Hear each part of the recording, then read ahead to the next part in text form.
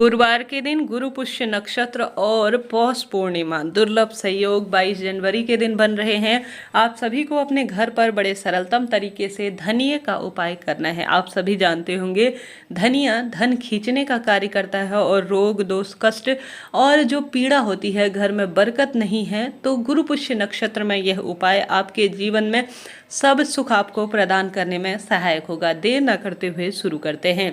सबसे पहला उपाय जो काफ़ी सरल है और बहुत विशेष है, पूरे दिन भर में आप पूर्णिमा के दिन या रात्रि इस उपाय को करते हैं तो आपके जीवन में निश्चित ही आपका भाग्योदय होगा। गुरुजी बहुत लंबे समय से अपनी कथाओं के माध्यम से कई उपाय बतलाते आ रहे हैं। उनकी किताबों में वर्णित उनके अद्भुत ज्ञान से, विशेष तथ्यों पर से यह उपाय लिए गए हैं, तो विश्वसनीयता से पूर्ण रूप से करें, आपको लाभ निश्चित रूप से होगा। अभी हाल की ही कथा में गुरुजी ने एक विशेष उपाय बताया था जिसमें गुरुजी कहते हैं माता लक्ष्मी को बहुत अधिक प्रिय है शहद, और जो पूर्णिमा तिथि होती है वह अपने आप में विशेष होती है सब रोग दोष कष्ट का नाश करने के लिए। तो आप सभी को शहद लेना है, घर पर ही विशेष रूप से यह उपाय करना है, और आपसे सामान्य सरल तरीके से कहीं से एक पान के पत्ते की व्यवस्था हो जाए ना, तो निश्चित ही आपके भाग्य प्रबल होने ही हैं। आप सभी को मात्र एक पान का पत्ता लेना है। घर पर सरलतम विधि से जो माता लक्ष्मी श्री हरि विष्णु का आप पूर्ण रूप से पूजन करते हैं उस स्थान पर आपको यह उपाय करना है। आपको शहद लेना है और एक चुटकी हल्दी लेनी है और साथ ही एक पान का पत्ता लेना है।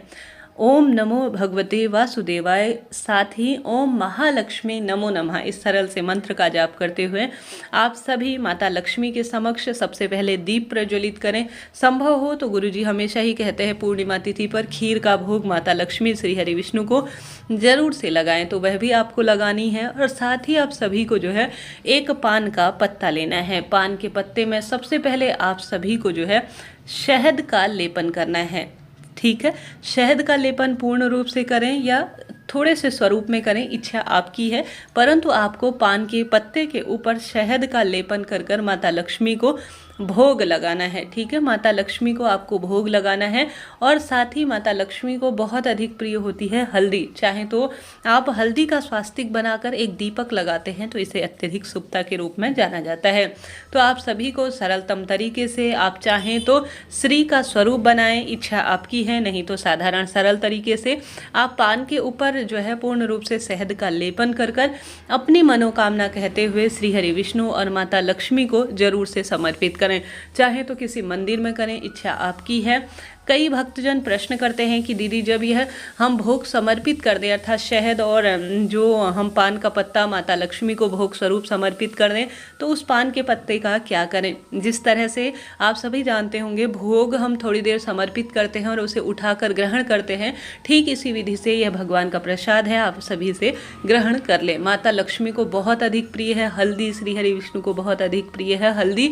आप सभी इस दिन हल्दी का तिलक धारण करें मस्तक पर। एक चुटकी नहाने के पानी में भी आवश्यक रूप से आप सभी को एक चुटकी हल्दी डालकर स्नान करना है। यह सरल सा कार्य आपको करना है। अब बढ़ते हैं धनिये के उपाय की तरफ। यह गुरु पुष्य नक्षत्र का सबसे विशेष उपाय और सबसे शुभ उपाय माना जाता है। यह दिन माँ लक्ष्मी श्री हरि विष्णु को समर्पित दिन है। अगर इस दिन आप यह उपाय कर लेते हैं ना, तो निश्चित ही आपका भाग्य प्रबल होता है।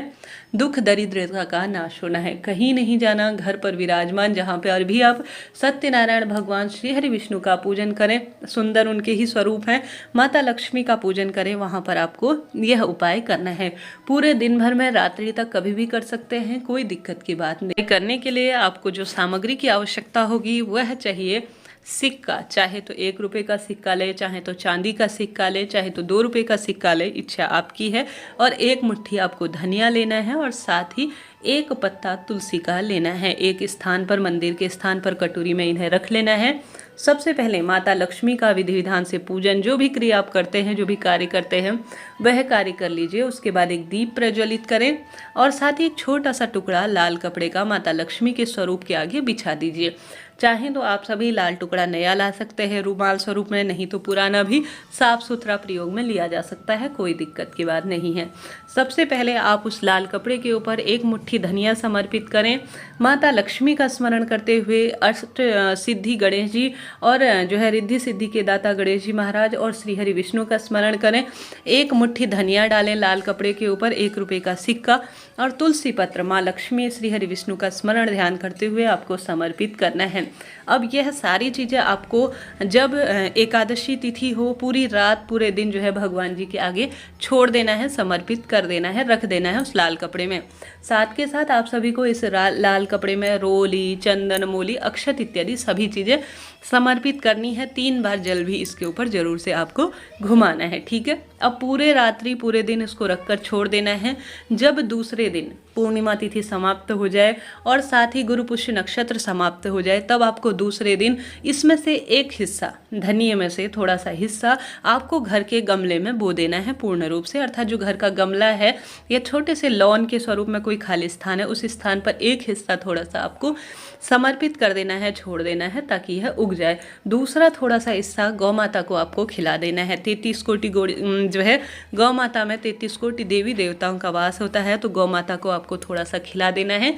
थोड़ा सा बचा हुआ जो धनिया है, 1 रुपये का सिक्का है, तुलसी का पत्ता है, आपको किसी भी धागे से, लाल पीला कोई सा भी धागा हो, उससे बांधकर आपको अपने तिजोरी में रख देना है।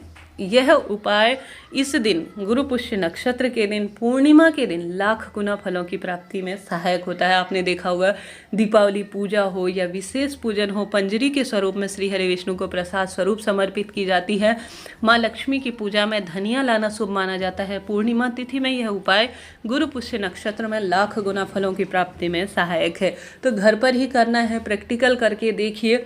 कहीं लगता है कि मेरा पैसा रोग में जाता है, कहीं ना कहीं दुर्घटना में जाता है, अनावश्यक फालतू चीज़ों में पैसा खर्च होता है, घर में सुख समृद्धि का अभाव है, घर में बरकत है ही नहीं, दुकान चलती नहीं है, व्यापार में गति नहीं है, तो एक बार करके देखिएगा, भाग्य खुल जाएगा, दुख दरिद्रता का नाश हो ही जाएगा। हमने बात कर ली 2 उपाय की, बढ़ते हैं तीसरे उपाय की।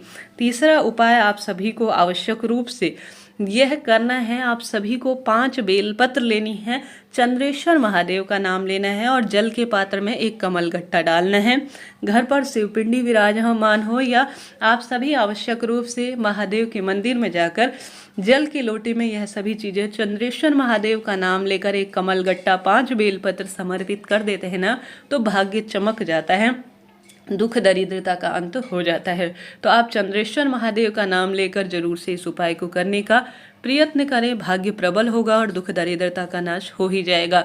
अपने आप में यह पूर्णिमा और गुरु पुष्य नक्षत्र भाग्य को बदल कर रख देती है, दुख दरिद्रता का नाश करती है। तो सरल सरल से मैंने उपाय जो घर पर आप सभी कर पाए बताने समझाने का प्रयत्न किया। कोई सा भी सरल उपाय कर कर आप अपने भाग्य को प्रबल कर सकते हैं। साल का प्रथम गुरु पुष्य नक्षत्र है जो कि भाग्य को बदलेगा, रोग दोष संकट का निवारण करेगा। कैसा लगा वीडियो बताइएगा जरूर। कमेंट्स में मंत्रों का दान करते हुए श्री शिवाय नमस्तुभ्यम लिखना न भूले। हर हर महादेव।